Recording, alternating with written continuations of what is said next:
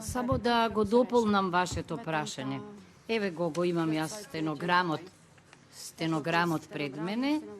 Значи, јас не го прашав господинот Филипче само за тоа дали бил информиран како советник за като системот, туку исто така и кога станал министер. Дали знаел за тој систем? И тој, така го прашувам јас, дали денеска чувствувате одговорност за ова што се случува?